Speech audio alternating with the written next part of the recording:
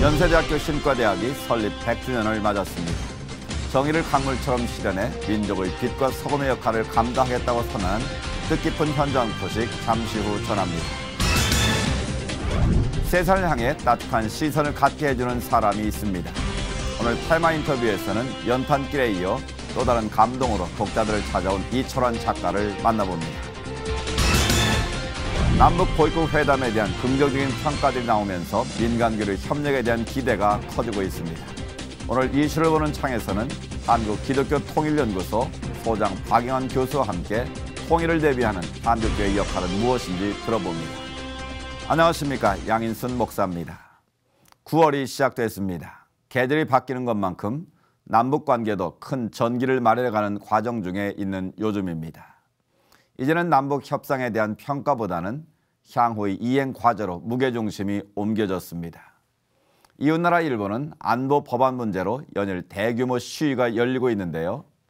동북아 국가들이 여러모로 진통을 겪고 있습니다. 부디 모든 일들이 평화를 만들어내기 위한 과정이길 기대해봅니다. 시철 매거진 굿데이, 오늘은 9월 1일 화요일입니다.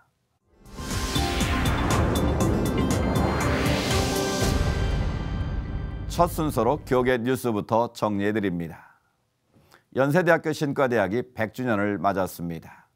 연세신학은 100주년 표어를 정의를 강물처럼으로 정하고 앞으로도 어두운 사회에서 빛과 소금의 역할을 감당하겠다고 선언했습니다. 최은원 기자의 보도입니다. 지난 1915년 3월 연세대 신과대학의 전신인 조선기독대학교가 설립됐습니다. 이후 조선기독대학교는 연희전문학교와 연희대학교를 거쳐 1957년 연세대학교로 통합됐으며 연세대 신과대학이라는 지금의 명칭으로 명명됐습니다. 연세신학의 기독교 정신은 독립운동을 전개한 민족 지도자들의 신념적 기초를 마련했으며 고등교육과 의료 분야 등 우리 사회 전반에서 빛과 소금의 역할을 감당해왔습니다.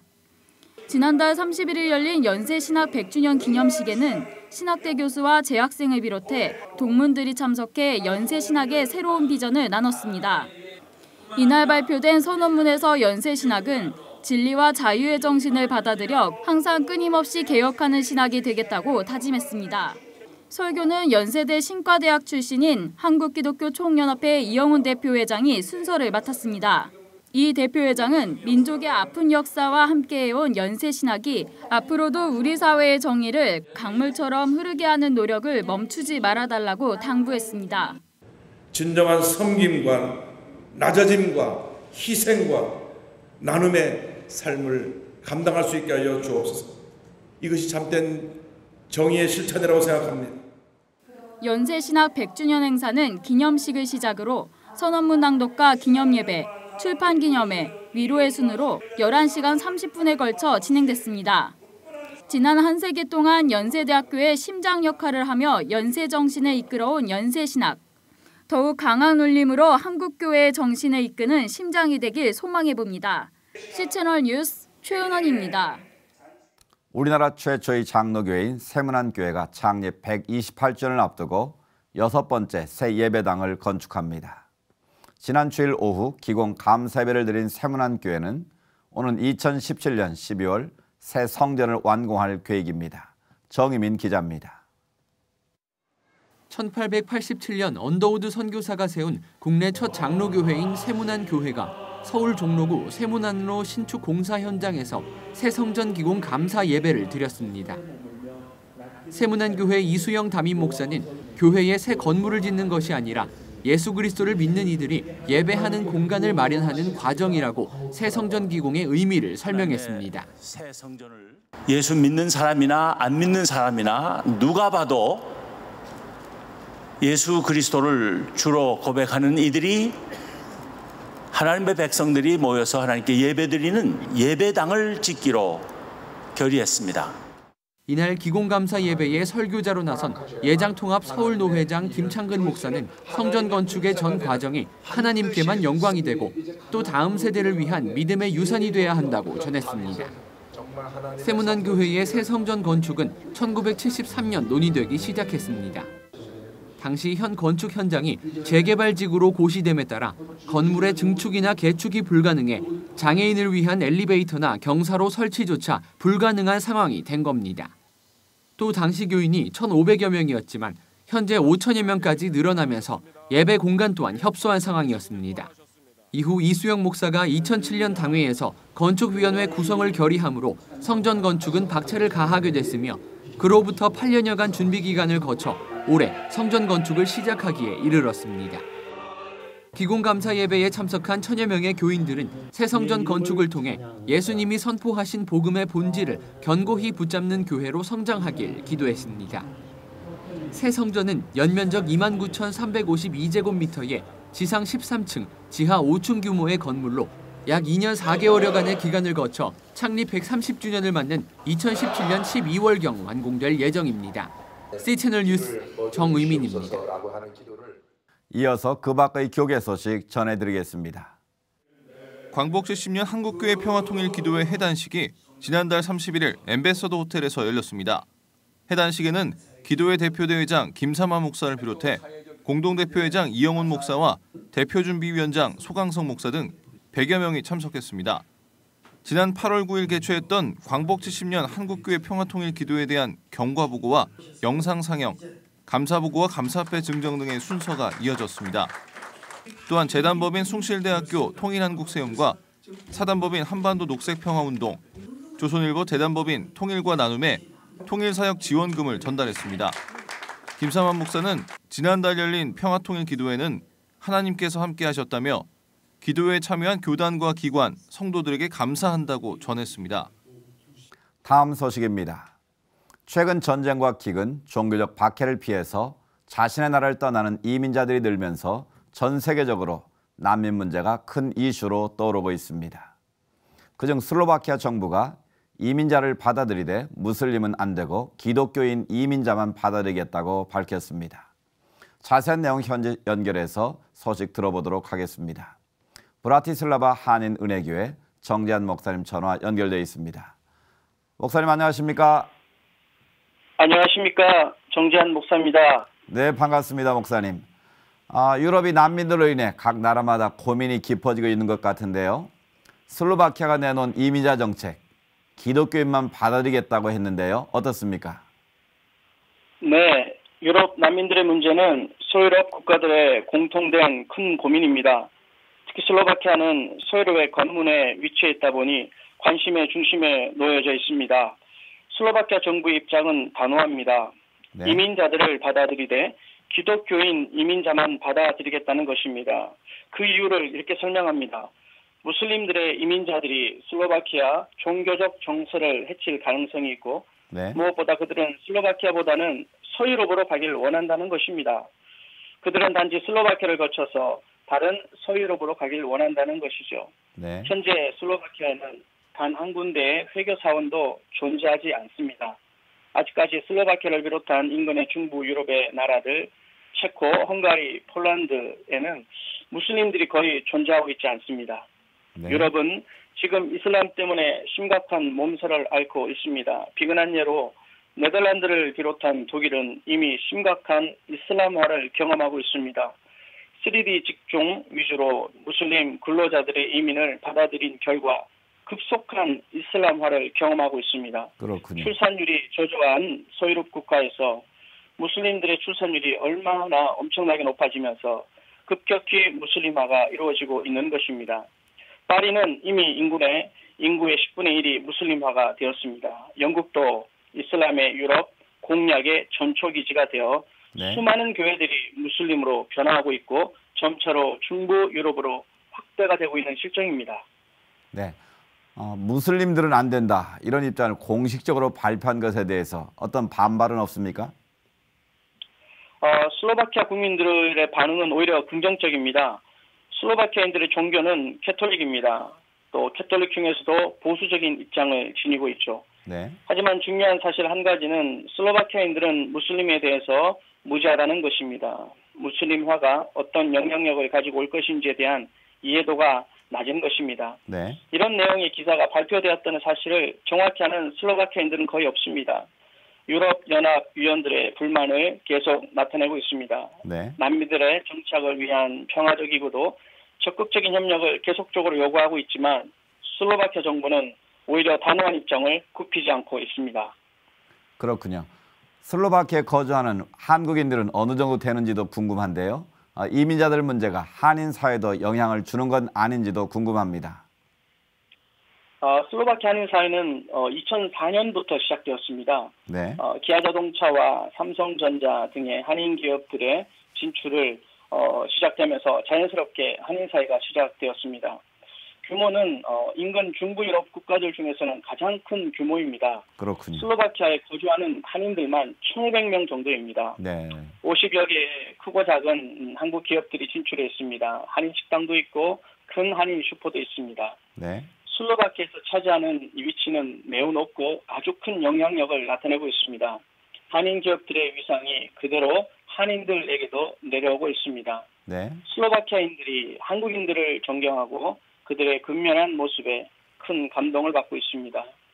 저희 슬로바키아 은혜교회는 집시인들과 한인들을 18년째 섬기고 있습니다. 네.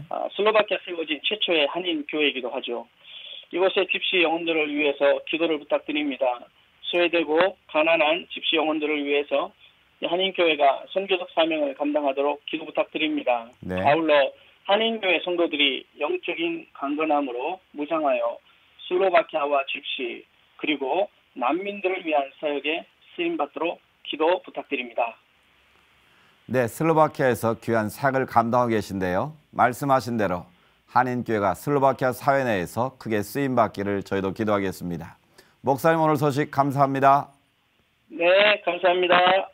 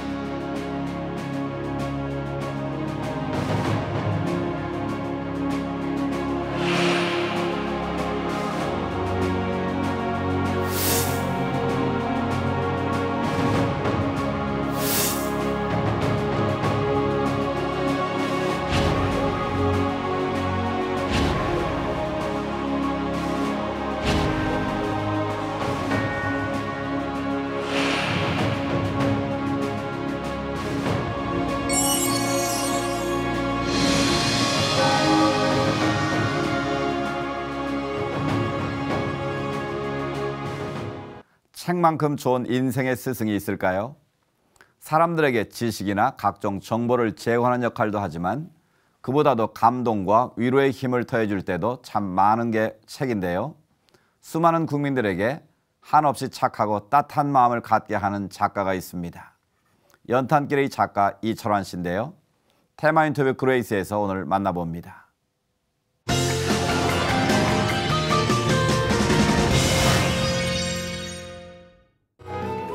사람의 마음을 얻기 원한다면 먼저 그 사람의 마음부터 살펴라. 4년 만에 새로운 책을 들고 독자들 곁으로 찾아온 작가 이철환. 연탄길에 이어 또 다른 감동의 진원지를 만들어가고 있습니다. 안녕하세요. 소설과 동화를 쓰는 이철환입니다. 만나서 반갑습니다. 이 책에서도 제가 이야기했습니다만 저는 인간의 영토를 넓히는 건 하나님이 가르쳐주신 사랑이라고 생각해요. 사랑이 없이는 인간의 영토는 절대로 넓어질 수 없다는 것이죠. 아마 제가 사람에 대한 긍정을 가질 수 있었던 것, 그런 것들은 그동안 저를 보살펴준 그 사람들의 사랑이 있었기 때문에 가능했던 것 같아요. 물론 저에게 상처를 준 사람들도 있었습니다. 근데 그 상처는 그땐 그렇게 아팠는데요. 그 상처 또한 제 삶의 동력이 되기도 했고요. 저에게 제가 알지 못했던 깨달음을 주기도 했던 것 같습니다. 연탄길 원고를 출판사 처음에 보낼 때 한 일주일, 열흘 안에 아주 긍정적인 답변이 올 거라고 확신을 했어요. 그런데 그들은 계속 거절을 하는 거예요. 두 번째 출판사도 그렇고 해서 5번 거절당하는 동안 이제 3년이라는 세월이 지나갔어요. 근데 그 3년이라는 세월이 허송 세월이 아니었던 건 저는 3년이라는 세월이 지나는 동안 분명히 하나 알았습니다. 제가 보낸 원고가 형편없다는 거예요. 어떻게 보면 5번의 비판인 거잖아요. 그 원고에 대한. 그것이 없었다면 연탄길은 430만 명의 독자를 얻지도 못했고요. 지금도 꾸준히 사랑받는 스테디셀러도 되지 못했어요. 단련의 시간을 통해 얻어진 430만 명의 독자. 지금의 이철환 작가를 있게 한 모든 것은 바로 그 시간의 담금질 때문이었습니다. 그 고통의 시간을 마음의 힘으로 바꾸게 했던 원동력. 아마 제 마음속에 예수님의 씨앗이 뿌려진 건 초등학교 시절인 것 같아요. 여름 성경학교에 갔는데 참 좋았던 전도사님이 계셨어요. 근데 하루는 그분이 기도를 하시면서 예수님, 예수님 그러면서 그렇게 우시는 거예요. 근데 저는 그게 이해가 되지 않았어요. 예수님 사랑합니다 그러면서 왜 저분이 저렇게 우실까? 저렇게 착하고 좋은 전도사님을 울게 하는 예수님은 누구실까? 그때 예수님이 되게 궁금했어요. 궁금했고 예수님은 정말 어떤 분이실까? 그게 아마 제 신앙의 출발이지 싶습니다. 삶의 모순 앞에서 예수님의 마음으로 세상을 보고 서로의 상처를 위로하는 마음. 이철환 작가는 그런 마음들을 하나하나 책으로 엮어냈습니다. 연탄길 1권, 2권, 3권 진행하는 동안 지나치게 과로를 해갖고요. 어지럼증이 너무 힘들었어요. 그 어지럼증이 되게 심해서 집엔 괜찮은데 밖에 나갈 때는 지팡이가 반드시 필요했어요. 근데 제가 지팡이를 이렇게 들고 다니는 것도 그렇잖아요. 그래서 지팡이 등산 스틱 2개를 접어서 제 백팩 속에 항상 넣고 다녔어요. 한 번은 어떤 일이 있었냐면 신간이 나왔을 때인데요. 홍대 앞이었어요. 건널목을 건너야만 그 신간 간담회 장소로 갈 수 있는 건데 그 앞에 서서 저는 건너갈 수가 없는 거예요. 왜냐하면 백팩 속에 넣고 와야 할 등산 스틱 2개를 안 넣은 거예요. 그래서 이제 철물점 같은 데를 찾았어요. 그곳에 가면 이런저런 용도의 막대기 같은 거 팔 것 같았어요. 겨우 찾았는데 거기도 마땅한 게 없었고요. 그 주인 아저씨가 쓰시는 우산이 보였어요. 그래서 사정을 말씀드렸더니 마음씨 좋은 아저씨가 그냥 가져가시라고, 돈 안 주셔도 된다고. 그래서 그 우산 들고서 신호등 건널 때 참 마음 안 좋았습니다. 그 어려웠던 시간이 다 연탄길 때문에 저 그렇게 된 거였거든요. 그러니까 연탄길은 제 인생에서 없었으면 좋겠다는 생각 참 많이 해요. 그 혹독한 슬픔, 그 절망의 시간, 그런 거하고 이 기쁨하고 바꾸지 않을 것 같거든요. 근데 이건 저의 생각이지요. 하나님의 생각은 저의 생각과 완전히 다를 수도 있잖아요. 그 시련을 통해서 저는 하나님과 훨씬 가까워졌고요. 하나님께 기도하면서 그 시련 속에서 빠져나올 수 있었고요. 그리고 그 시련은 하나님이 내게 주신 축복이라고 지금은 마음을 돌릴 수 있어요. 누구나 한 번쯤은 처절하게 만나는 인생의 막다른 길. 연탄길을 통해 그 길을 직면했고 주님과 함께 그곳을 빠져나올 수 있었던 이철환 작가. 하나님을 궁금해하는 사람들, 그리고 하나님을 전하고 싶은데 어떤 징검다리를 그분의 삶 앞에 놓아주고 싶은 분들에게 소중한 그 무엇으로 사용됐으면 좋겠습니다. 많은 사람들에게 세상을 보는 따뜻한 시선을 갖게 해준 이철환 작가. 그는 오늘도 그 시선의 원천인 사랑으로 희망의 지경을 넓혀가고 있습니다.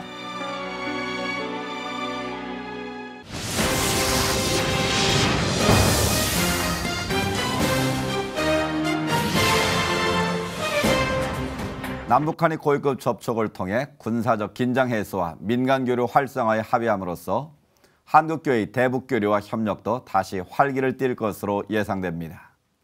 벌써부터 한국교회 연합단체들은 남북 종교 간의 대화와 한반도 평화 통일에 상당한 기대를 갖고 있는 분위기입니다. 오늘 이슈를 보는 창에서는 서울신학대학교 교수이며 한국기독교통일연구소 소장인 박영환 교수님을 모시고 남북 고위급 회담 이후 한국교회 역할에 대해 이야기를 나눠보겠습니다. 교수님 바쁘시니까 나오셔서 감사합니다. 감사합니다.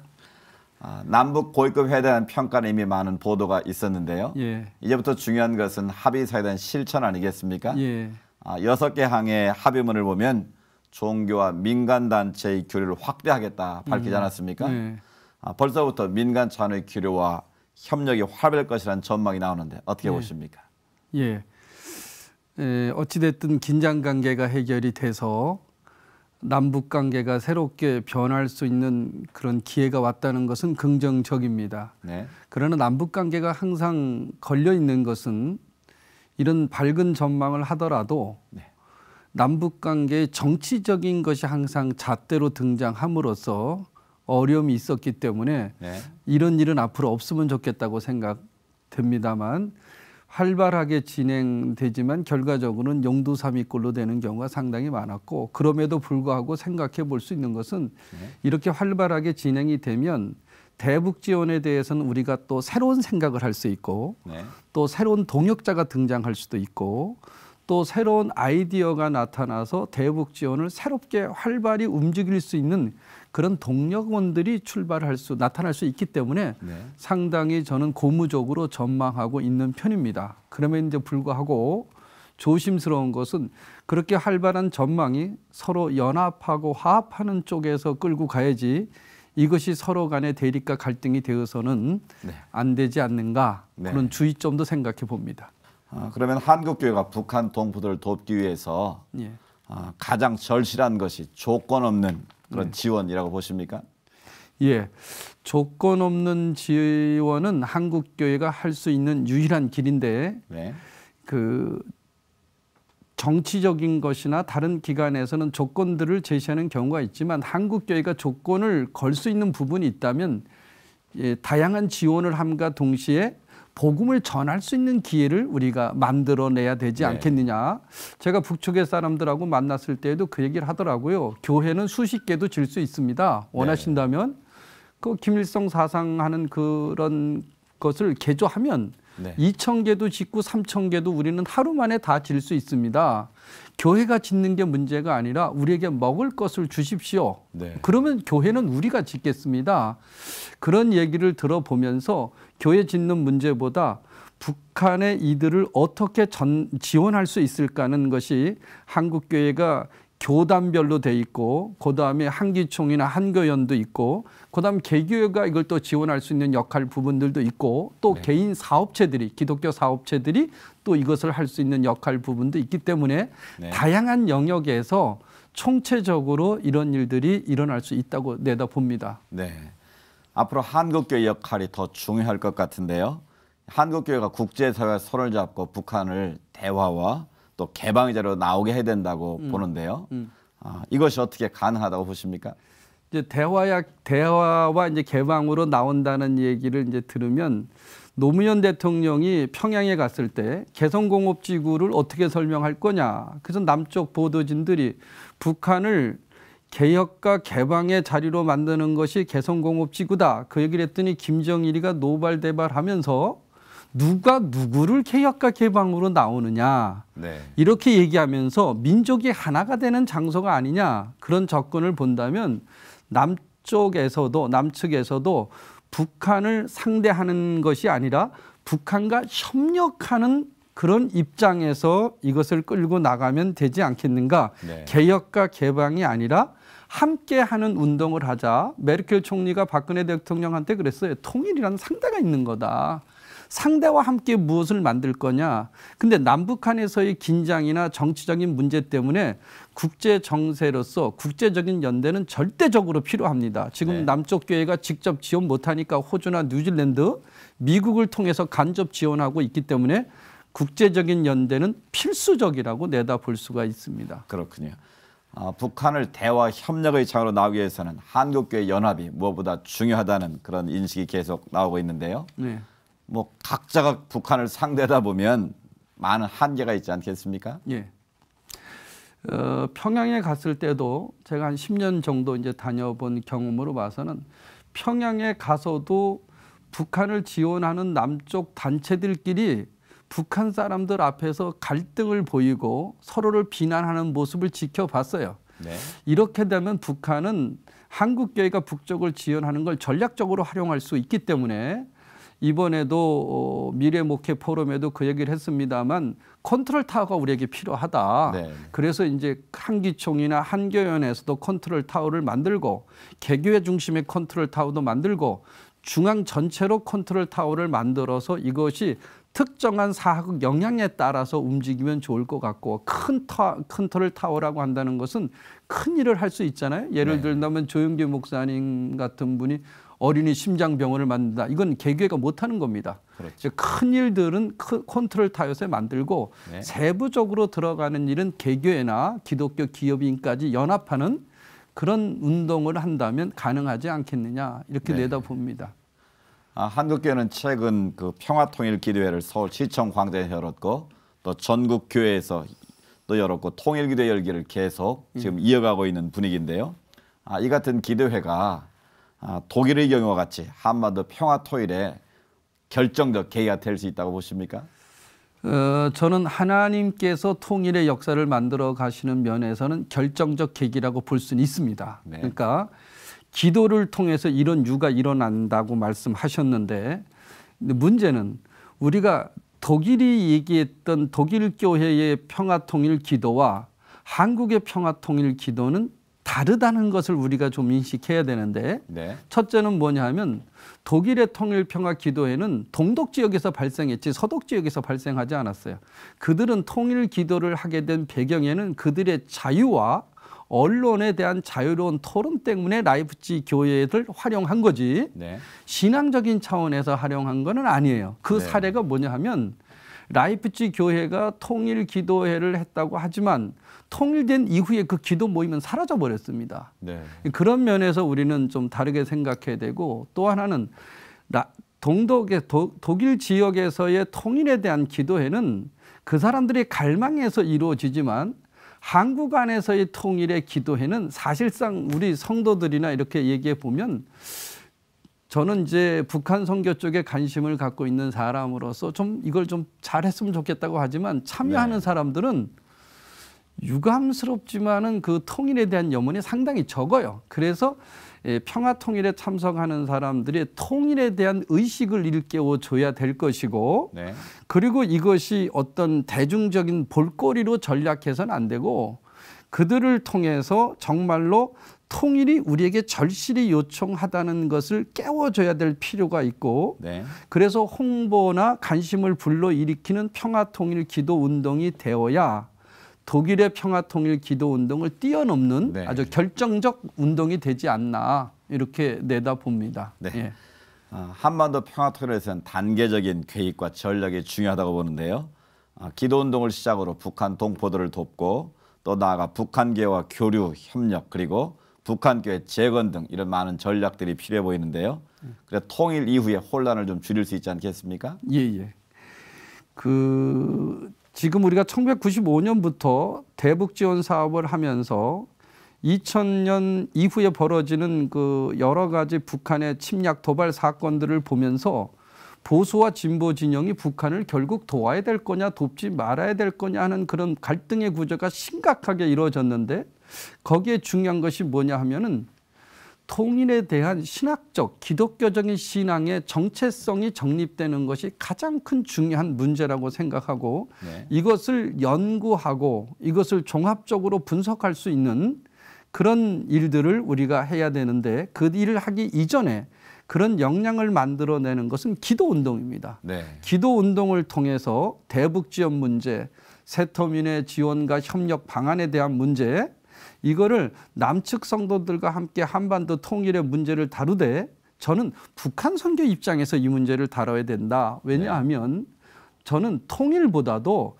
하나님의 말씀을 북쪽에 전하는 게 중요한 것이지, 전하다 보면 통일이 되는 거지. 네. 통일을 전제로 한 입장에서의 이런 그 대북 지원이나 북한을 협력하는 것은 2차적인 문제가 아닌가 이렇게 네. 생각이 되기도 합니다. 네. 예. 한반도 통일 어떻게 전망하십니까? 전문가로서 말씀해 주시죠.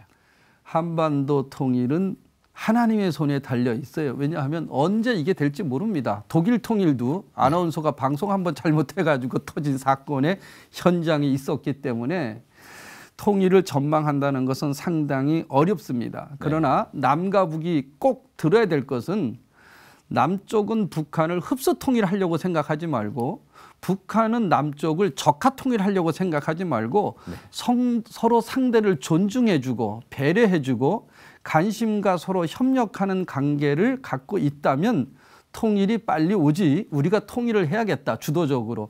우리가 통일을 만들어내겠다. 독일에서는 그런 얘기를 했어요. 독일에서는 통일에 대한 얘기를 하지 말자. 동서독 간에. 네. 그리고 어떻게 서로를 도울 수 있는가를 얘기하다가 통일이 되지 않았나 하는 얘기들을 역사적으로 증명해 준 내용들이 상당히 많은데, 그런 면에서 우리가 한반도의 통일이 되려면 서로 상대를 존중해주고 배려하는 그런 각도가 필요하고, 먼저 그러기 위해서 남쪽에서는 지금 남쪽의 사회적인 문제가 빈부의 격차가 가장 큰 문제고, 그다음에 청소년들의 뭐 7포 세대, 뭐 9포 세대라 그러는데 이 상태가 지속되다가는 통일에 대해서 출발도 되지 않는다. 이런 사회적인 문제가 원만히 해결돼 갈 때에 통일에 대한 전망이 더 뚜렷이 나타나지 않을까 그렇게 생각이 되어집니다. 네.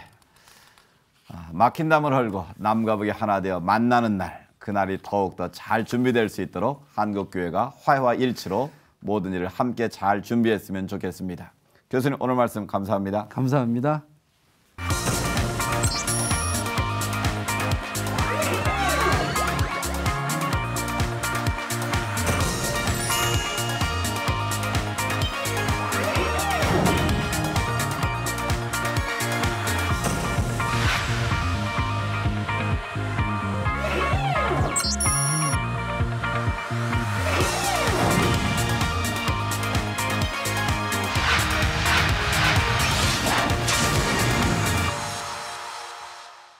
실천을 매거진 굿데이는 여러분이 직접 참여하실 수 있는 방송입니다.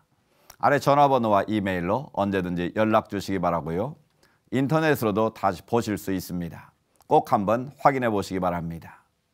일교차가 점점 커지고 있는 계절입니다. 그만큼 곡식이 여물어갈 때인데요. 이제 시작된 9월의 하루하루 우리의 삶도 알차게 채워지기를 바랍니다. 오늘은 여기까지고요. 저는 다음 시간에 인사드리겠습니다. 시청해주신 여러분 고맙습니다.